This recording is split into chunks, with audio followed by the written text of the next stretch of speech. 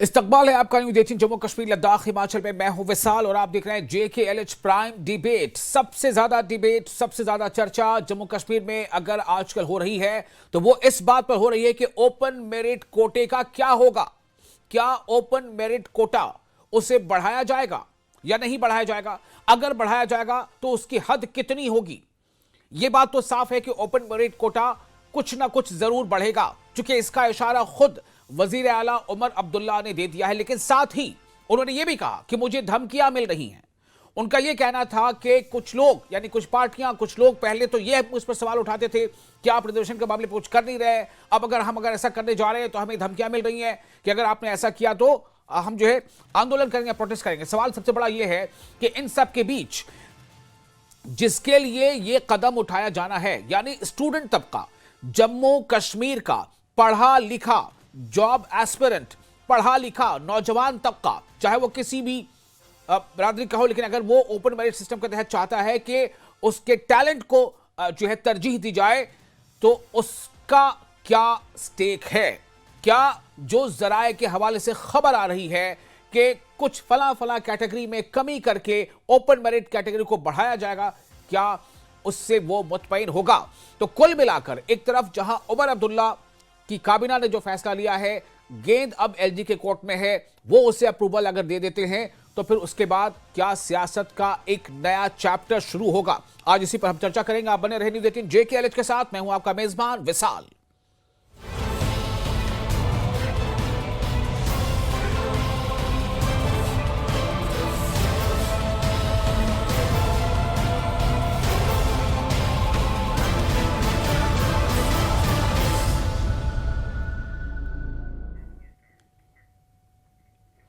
तो जैसा आपको पता है कि एक दिन पहले ही उमर अब्दुल्ला की काबीना ने जम्मू में काबीना की एक अहम बैठक हुई, और इस बैठक में जो सबकी तवज्जो इस बात पर थी कि आखिर इस बैठक में, काबीना की इस अहम मीटिंग में रिजर्वेशन के ताल्लुक से क्या फैसला लिया जा सकता है। क्या यह फैसला उसके ऐन मुताबिक होगा जिसको लेकर के खुद उमर अब्दुल्ला यानी नेशनल कॉन्फ्रेंस के अपने मेंबर पार्लियामेंट उनके आगा रुहुल्ला ने आवाज बुलंद कर रखी थी, परचम उठा रखा था कि रिजर्वेशन के मुद्दे पर आप कुछ ना कुछ जल्द से जल्द करो, वरना मुश्किल हो जाएगी। लोगों में नाराजगी बढ़ रही है, और इसी का नतीजा था जो कहीं ना कहीं हमने देखा कि बडगाम के नतीजा पर असरअंदाज हुआ।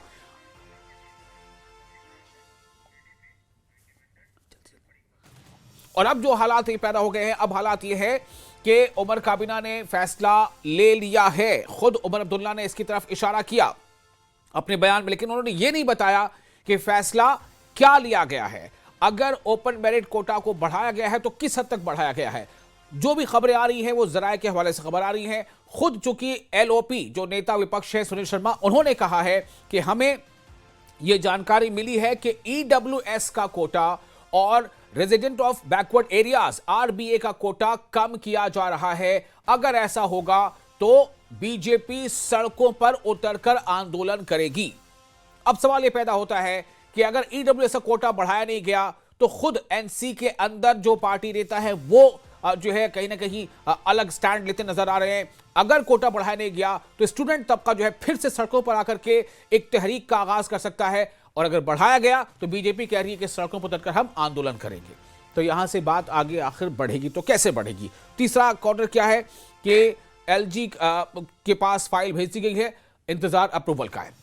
हमारे साथ इस खास विषय पर चर्चा करने के लिए कुछ खास मेहमान मौजूद हैं। जावेद हसन बेग हमारे साथ जुड़ेंगे, नेशनल कॉन्फ्रेंस के MLA हैं बारामूला से। एडवोकेट RS पठानिया जुड़ेंगे, बीजेपी के स्पोक्स पर्सन है, MLA भी हैं, स्पोक्स पर्सन हमारे साथ जुड़ेंगे। और एडवोकेट मुजफ्फर इकबाल खान साहब जो इंडिपेंडेंट MLA है, और रफीक राज सर सीनियर लीडर PDP। सबसे पहले मैं रफीक साहब आपके पास आना चाहता हूं। मेरा सवाल आपसे सीधा यही होगा कि रिजर्वेशन के मुद्दे पर जो कुछ हो रहा है, जो अवाम से वादा किया गया था और उस वादे के बाद जो कदम फिलहाल उठाती नजर आ रही है उमर हुकूमत, PDP का इस पर क्या कहना है? देखिए विशाल भाई, आपको दो तीन चीजें समझने की जरूरत है। नंबर एक ये कि अगर समाज के किसी हिस्से के साथ ज्यादती हो रही है और नाइंसाफी हो रही है तो वक्त की जो हुकूमत होती है उनकी मॉरल ऑब्लिगेशन, सोशल ऑब्लिगेशन और पॉलिटिकल ऑब्लिगेशन ये है कि उस नाइंसाफी जो है, वो ना बराबरी जो है उसको दूर किया जाए, उनके साथ इंसाफ किया जाए। दूसरी बात यह कि आपको रिजर्वेशन का मैट्रिक्स जो है जम्मू कश्मीर में अनफॉर्चुनेटली उसको वो बड़ा अनफेयर है, उसको समझने की कोशिश आपको करनी चाहिए। जी। अगर आप एक बड़े तबके को जिसको ओपन मेरिट आपका नाम आप दे रहे हैं, उनके लिए अगर आप एक 30 या 35% रिजर्वेशन का ओपन ये कोटा रखेंगे, तो ये पहली बात ये कि सुप्रीम कोर्ट जो गाइडलाइंस है, डायरेक्शन है, उनकी भी वायलेशन है, जहां पर आपको एक 50% तक उनको रिजर्वेशंस को आगे नहीं ले जा सकते। लेकिन ये वाहिद रियासत है जम्मू कश्मीर जहां पर जो आया उसने अपनी सियासत करी, और उस सियासत का नतीजा ये निकला कि जो हमारे पढ़े लिखे नौजवान हैं, ओपन कैटेगरी में आते हैं, बड़ी बड़ी डिग्रियां लेकर मेरिटोरियस बच्चे, उनका कत्ल हो रहा है, उनकी उस मेरिट का कत्ल हो रहा है।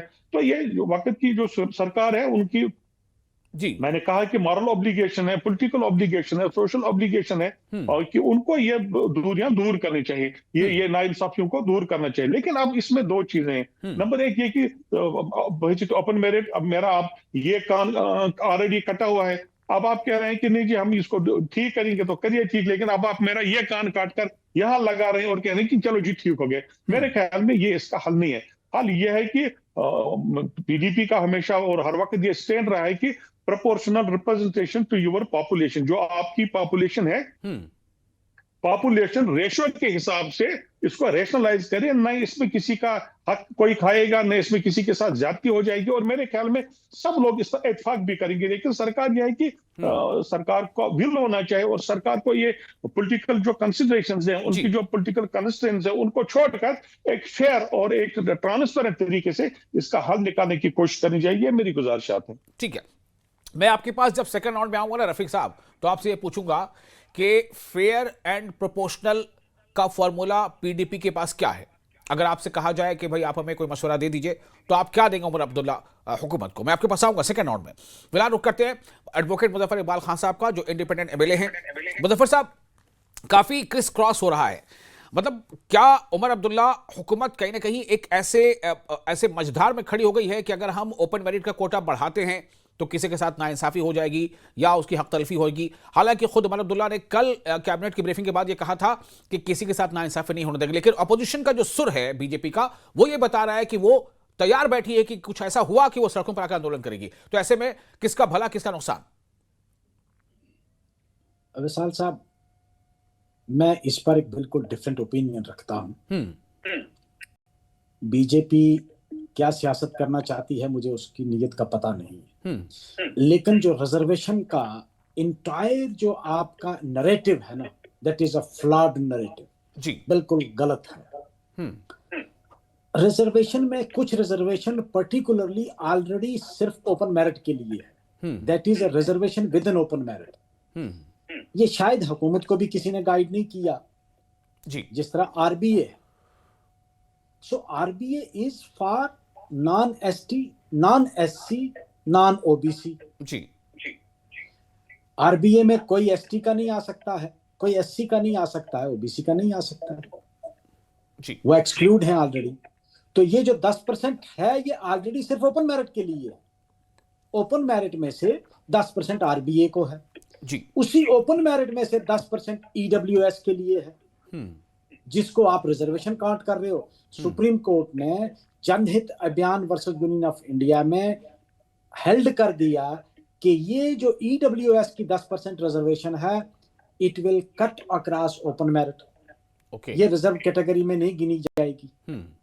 शायद आप इसका अवेयर होंगे, आपको भी पता होगा, जो सुप्रीम कोर्ट की जजमेंट आई तो पहला आर्गुमेंट यही था कि भाई 50% से अबो जा रही है, तो सुप्रीम कोर्ट ने कहा नहीं, क्योंकि इसमें उसमें भी ईडब्ल्यूएस में भी एसटी, एससी और ओबीसी वाला कोई ईडब्ल्यूएस नहीं बन सकता है, सिर्फ ओपन मेरिट वाले ही उसमें आ सकते हैं। इसी तरह हमारे जम्मू कश्मीर में एएलसी में और आरबीए में कोई एसटी, एससी जो है वो नहीं आ सकता है, वो ओपन मेरिट वालों के लिए है, रिजर्वेशन विद इन रिजर्वेशन है जी।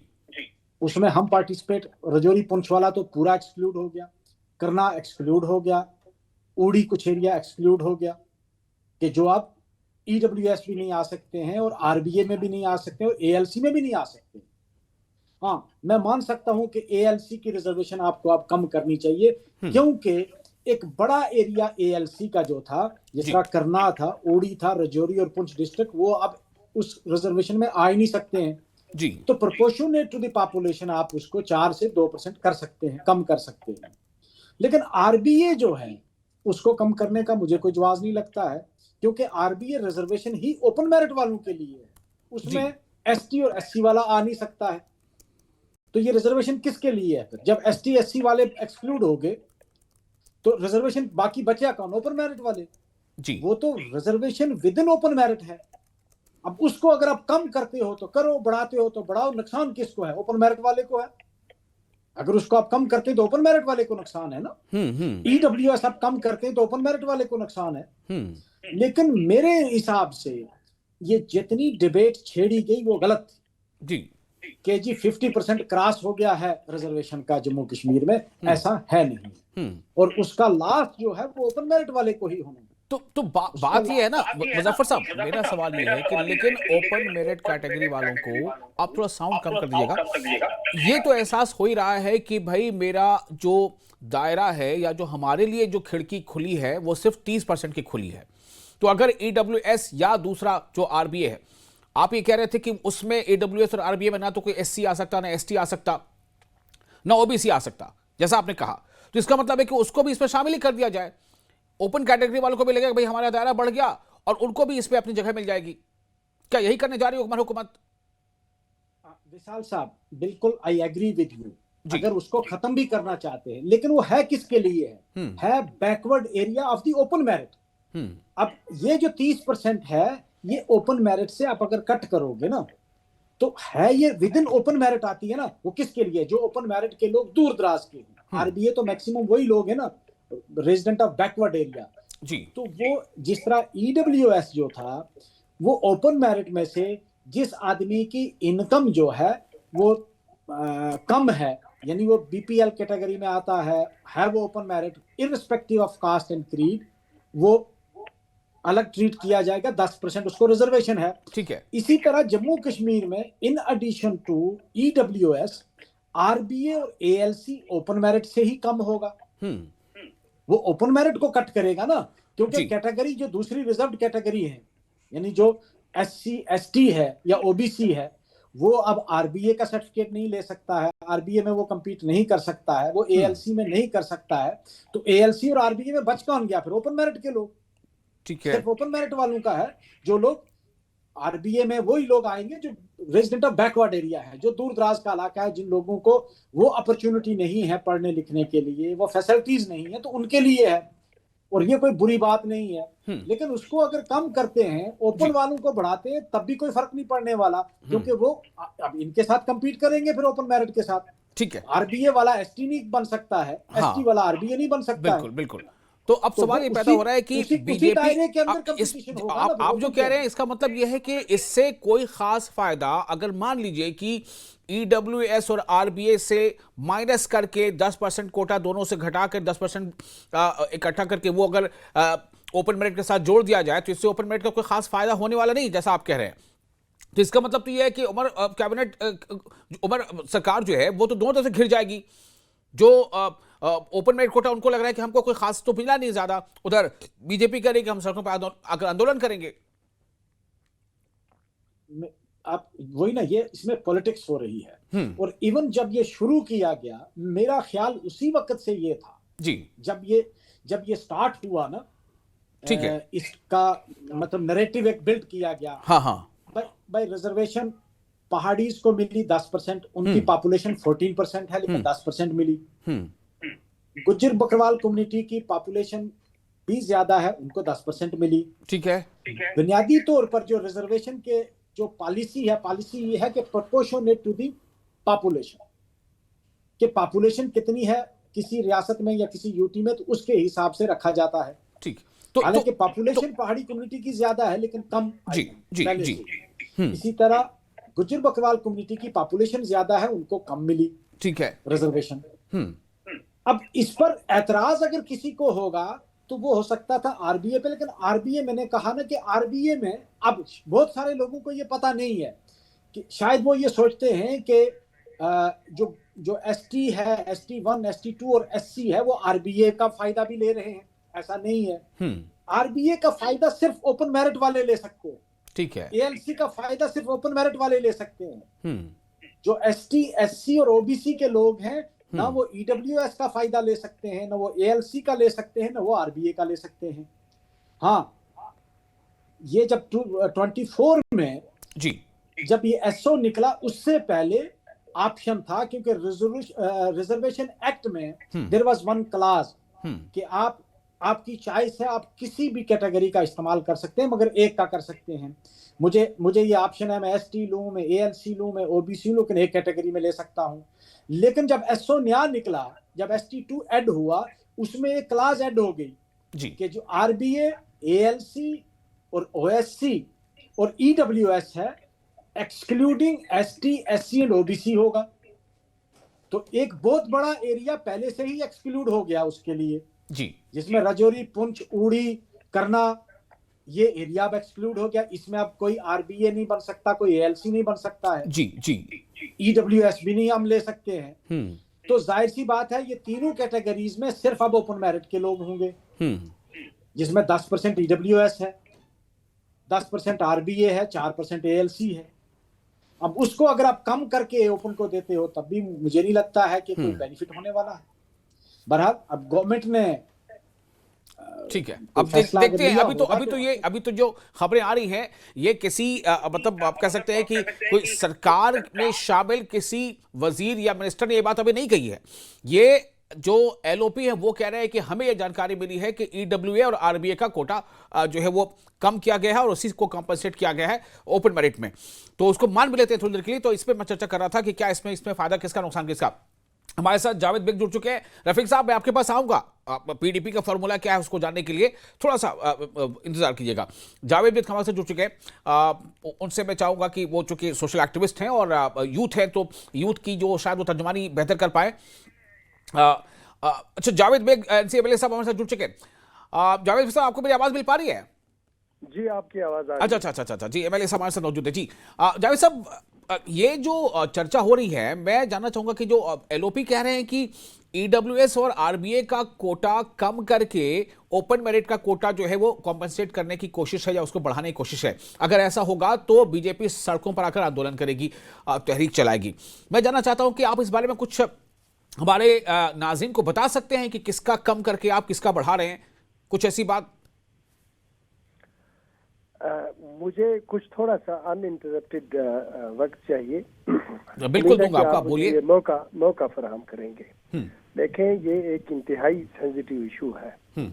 यहाँ जितनी सियासी जमातें हैं उनको भी, और जितने हमारे इंटेलेक्चुअल्स हैं जिसमें आप भी शामिल हैं, जो जर्नलिज्म के साथ वाबस्ता लोग हैं, और सिविल सोसाइटी के लोग भी, हम सबको ये सोचना है कि जम्मू कश्मीर के जो पिछले 35 साल हैं वो वायलेंस की नज़र हुए हैं, और इस कॉन्फ्लिक्ट की वजह से जम्मू का नुकसान हुआ, लद्दाख का हुआ, हमारा हुआ, और मुल्क का काफ़ी नुकसान हुआ जी।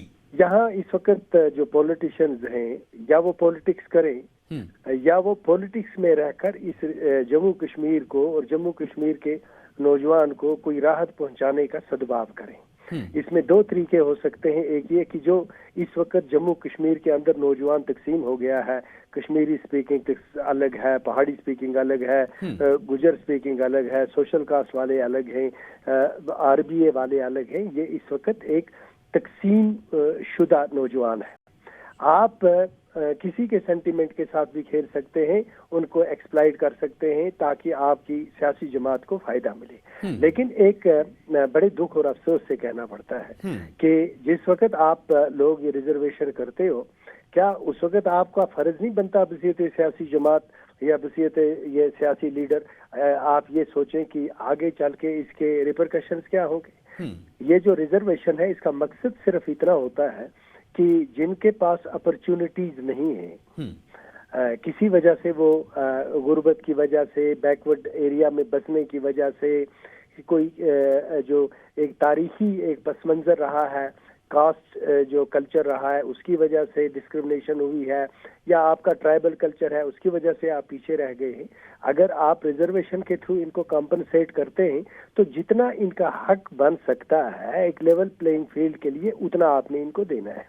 इसी तरह जो बाकी यहाँ के हमारे नौजवान हैं जिनको ईवीएस में या बैकवर्ड एरिया में जो उनका हक बनता है उनको मिलना चाहिए, लेकिन इसके साथ साथ ये भी देखना है जी कि जम्मू कश्मीर में फैले हुए वो नौजवान जो रात दिन एक करते हैं, ओपन मेरिट में हैं, जब वो ये देखते हैं कि उनकी मेहनत के बावजूद उनको जो रियासत है उनके स्पेस को श्रिंक कर रही है रियासत, तो उनके जज्बात भी मजरूह होते हैं। ऐसी सूरत हाल में मैं आपको एक बात बताता हूँ, अगर अभी मिसाल के तौर पर जो हमारी गवर्नमेंट है ये दो चीजें कर सकती है।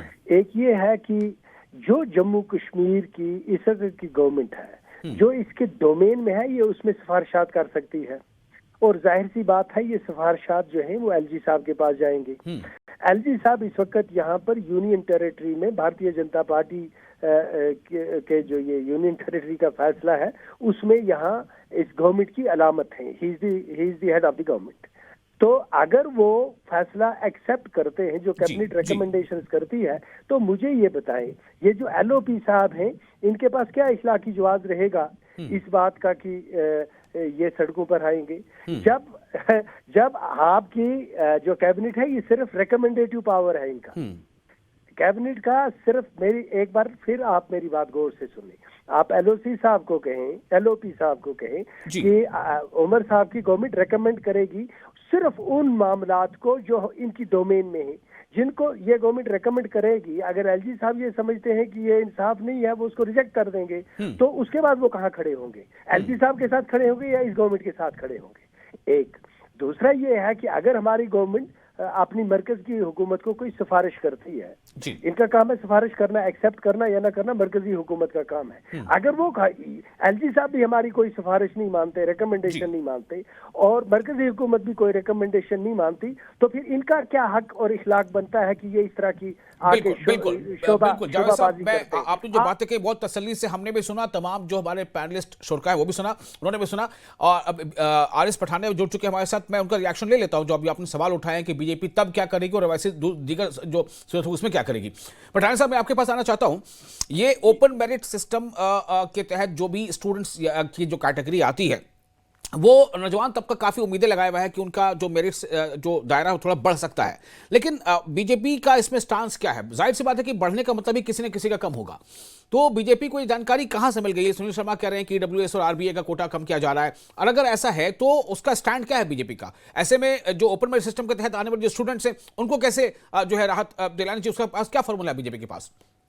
जी मैं सबसे पहले मेरी ओर से सबको आदाब, सलाम, नमस्कार, जितने भी बेहतर हम सभी लोग जुड़े हैं और जो डायरेक्टली लोग आपके शो को देख रहे हैं जी। ये इस विषय के तीन चार पहलू हैं। पहले डायरेक्टली रिजर्वेशन वाले मॉड्यूल पे आ जाए। हमारे बेहतर अभी कह रहे थे कि वो कानून का प्रिंसिपल है कि इक्वलिटी बिफोर लॉ और इक्वल प्रोटेक्शन ऑफ लॉज, लेकिन वो कहते हैं कि equality can not be done amongst unequals. तो जिन लोग खुद अनइक्वल है हम उनको बराबर का बांटेंगे तो वो इक्वलिटी होगी नहीं। तो रिजर्वेशन के कॉन्सेप्ट का बेसिस ही यही है जी। इसी बेसिस के तहत जम्मू कश्मीर में पहली बार कुछ ऐसे तबका जात थे जो रिजर्वेशन के मॉड्यूल से बाहर थे। मान लीजिए कोली बिरादरी, मान लीजिए पाडरी ट्राइब था, और सबसे बड़ी बात है पहाड़ी, जो पहाड़ी एक बहुत बड़ा एक पहाड़ी कबीला था, तो वो यहाँ से रिजर्वेशन से बॉडी उसको इन सबको रिजर्वेशन के नेट पे लाने की कोशिश की है। ये कोशिश मैं अब बोल दूं कि रिजर्वेशन को देना या ना देना ये semi judicial authorities backward classes commission तय करते हैं, और बैकवर्ड क्लासेस कमीशन की फिर रिपोर्ट को पॉलिटिकल सरकारें उसको डिस्कस करती हैं और फिर उस पर एक जजमेंट, एक फैसला देती हैं, जो फैसला अपने आप में किसी रीजंस के ऊपर, किसी फैक्ट्स के ऊपर, किसी फिगर्स के ऊपर और कॉन्स्टिट्यूशन के या कानून के बड़े साउंड एक बेसिस के ऊपर वो फैसला रेस्ट करता है। ये मुझे समझ नहीं आई। पहला पॉइंट इनका, ये बार बार हर मीडिया में जाके कह रहे हैं कि 50% क्रॉस हो गया। मेरे मित्र हैं अभी, मैं उम्मीद करूंगा कि वे भी इस पे सच जरा बोल के लोगों को बताएंगे। हमारे एमएलए साहब थाना मंडी से, तो मुजफ्फर खान साहब, first of all Jammu Kashmir ने कभी भी 50% जो स्टाइपुलेटेड। पठानिया साहब देखिए, आप थोड़ा देर से जुड़ पाए डिबेट में, इसलिए मेरे पास वक्त बिल्कुल नहीं बचा है। आप हमें मौजूदा सूरत हाल पर जो कह सकते हैं वो कह दीजिए, वक्त कम है। मैं डायरेक्टली आ रहा हूँ। 50% लिमिट को हम लोगों ने कभी भी क्रॉस नहीं किया Jammu Kashmir. This is one thing very clear and very categoric. चूंकि ये जो ईडब्ल्यूएस को गिन रहे हैं, ये हैंडीकैप को गिनते हैं या सीटीपी को गिनते हैं, ये ओपन मेरिट में गिना जाता है। ये ओपन मेरिट का ये रिजर्वेशन के मॉड्यूल के खाते में नहीं है। तो first of all Jammu Kashmir में ओवरऑल रिजर्वेशन 50% के अंदर है जी। दूसरा, ये अपनी नाकामी, बेबसी, बेकसी और अपने जो फेलिसीज हैं और फेलियर्स हैं उनको छुपाने के लिए एक नया नैरेटिव इख्तियार करके कि जम्मू कश्मीर में एक माहौल बिगाड़ने की कोशिश करें। मेरा सवाल साफ और स्पष्ट कि वीकर सेक्शंस के कोटा को हिट करके, बैकवर्ड एरियाज के कोटा को हिट करके उमर अब्दुल्ला एक सस्ती लोकप्रियता, सस्ती राजनीति करना चाहते हैं। दे कैन नॉट, मेरे भाई मुजफ्फर बेग साहब, सॉरी जावेद बेग साहब कह रहे हैं, they can not even recommend तो ओपन मेरिट जो कोटा है, जो छात्रों का लगातार आंदोलन चलता रहा, फिर साल भर में कई बार उन्होंने आंदोलन किया, दिल्ली तक आकर उन्होंने आंदोलन किया, तो उसके लिए क्या जवाब है बीजेपी के पास? देखिए, मैंने कहा कि greater number of seats vacancies आए, ग्रेटर नंबर ऑफ सीट्स के एडवर्टीजमेंट हो, ग्रेटर नंबर ऑफ सिलेक्शन कर पाए, लेकिन ये तो बेचारे इस पे फेल हो गए। 1 लाख नौकरी कहते थे लाएंगे, ठीक है, तो मुझे जवाब मिल गया और मेरे पास वक्त अब बहुत एकदम ना के बराबर है। मैं माजरत चाहूंगा, आप थोड़ा देर से जुड़े इसमें, इसलिए हम आपको ज्यादा वक्त नहीं दे पा रहे। राठौर साहब, आपसे मैंने एक फॉर्मूला पूछा था, जल्दी से जरा बता दीजिए। आपने कहा था कि एक फॉर्मूला है, क्या है वो पीडीपी के पास? रेशनलाइज किया जाए proportional to your population ratio, number 1। दूसरा ये कि जावेद इकबाल साहब ने चंद गुजारिश थी, उनको जवाब देना चाहूंगा। वो फरमा रहे थे कि आरबीआई कैटेगरी का जिक्र कर रहे थे। देखिए, आरबीआई कैटेगरी जो थे उसमें सारा पहाड़ी इलाका भी आता है, मोस्टली मेरे ख्याल में 100%। और अगर ऐसा था वो सारे के सारे आरबीआई कैटेगरी में आते थे तो फिर ST2 डिमांड करने की कोई जरूरत नहीं थी। जब आपने ST2 के ST1 ऑलरेडी वहां पर था, ST1 ST2 आप मुझे दिखाइए कितनी रियासतों में ये फार्मूला लागू है। नंबर 1, जावेद इकबाल साहब से शायद ये जानते होंगे। दूसरा ये कि आप यहाँ पर नेशनल काउंसिल के जो हमारे लीडर हैं वो कह रहे हैं कि हम सिर्फ रिकमेंड कर सकते हैं। आप रिकमेंड फेयरली कर लें। अगर आप आरबीआई कोटा को, जो आप ही कह रहे हैं कि वो कश्मीरी का ज्यादा, उसमें कश्मीरी स्पीकिंग या ज्यादा ओपन कैटेगरी के लोग आते हैं, अगर आप वही रिकमेंड करते हैं फिर एक्सेप्ट और रिजेक्ट तो दूसरी बात है। लेकिन आप जब अनफेयर तरीके से उसको रिकमेंड करेंगे तो वो एक्सेप्टेबल कैसे होगा? आप उसको फेयर तरीके से करें, ट्रांसपेरेंट तरीके से करें। चलिए, अभी इसमें बहुत चीजें आगे आनी है और तो वक्त हमारे पास चूंकि बहुत कम बचा है। मैं आप तमाम मेहमानों का शुक्रिया अदा करता हूं, मुजफ्फर इकबाल खान साहब का भी, पठान साहब का भी, और जावेद साहब का भी, और राठौर साहब आपका भी। इस पर बात अभी बहुत बात हो सकती है। अभी देखना तो ये है असल में कि जो एलजी के पास फाइल गई है उसका क्या होता है, कितने दिनों में फाइल रिटर्न होती है, रिटर्न हो जाएगी या अप्रूवल के बाद रिटर्न होगी, अप्रूवल हो जाएगा, क्या होगा, ये बहुत सारी चीजें इसमें हैं। और तमाम पार्टियां अब इसको इस तरफ नजर डाल रही है कि आखिर उनके सियासत का स्टेक कितना है इसमें। देखते हैं आगे क्या होता है। बहुत शुक्रिया।